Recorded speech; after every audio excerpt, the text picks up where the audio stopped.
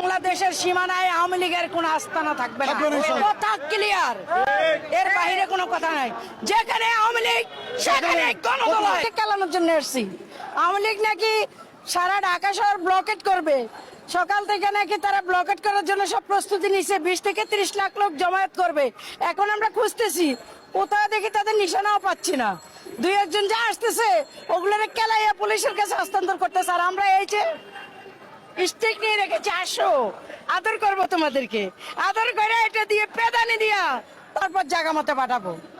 শুধু আসো, কাউয়া কাদের মেলে তো এই যে এটা দেখছেন না, মাথায় কে চোখা আয় মাঝখানে আবার কত নোয়াখালী মারি দিলাম, ওই এটাতে গুতাই তারা সিদ্ধ করিয়া লাগে, কিন্তু হাই না তো, এত তো গাতার ভিতরে হাঁদা গেছে।